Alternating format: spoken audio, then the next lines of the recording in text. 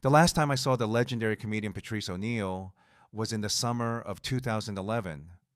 I had gotten a last minute gig opening for him at Stand Up Live in Phoenix, Arizona. He was magnificent. Every show was full of new material and thoroughly hilarious. At these events, Patrice seemed relaxed and on top of his game, with his fans, more like acolytes, deliriously happy with his performances.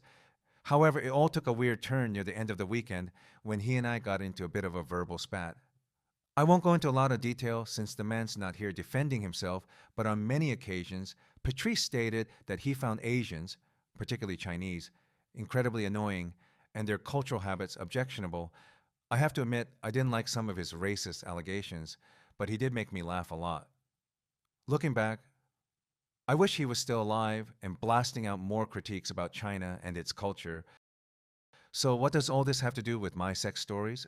Plenty. Not to judge anyone's imaginary life, but by golly, when I was working at the Taboo video shop, I could not believe the fact that among my Chinese customers, the number one porn fantasy was fucking on the job. Really? Even in a sexual dream, you guys can't let that work shit go.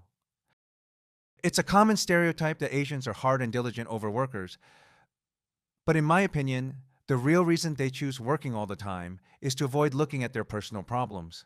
While parents end up slaving away for crazy long hours, they in turn pressure and guilt their kids into doing things they don't want to do. What's been happening in China and overseas over the last decade proves to me that they're spreading their bitter, sleepless lifestyle across the planet. What kind of people are you if you can't relax and let yourself go in the fantasy world? A bunch of miserable fucking twats, that's what. Learning to integrate an odd fantasy realm equals a happier and freer life. At least that's my theory. H.P. Lovecraft, considered by many as the greatest horror writer of his time, was terrified by Chinese people in the early 20th century New York City. While Lovecraft held that the Chinese were extremely smart and good at making money, he didn't believe they had any souls.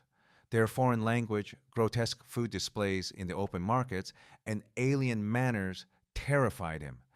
Imagine that. Mr. Horror was horrified by Chinese. Lovecraft wrote, "The oldest and strongest emotion of mankind is fear, and the oldest and strongest kind of fear is fear of the unknown." He just didn't understand Chinese people, and this phobia was never resolved. To me, there is a lot of truth in what Lovecraft said, and if only the Chinese had more imaginative and relatable porn fantasies, there wouldn't be any need for Patrice's smackdown of their entire way of life.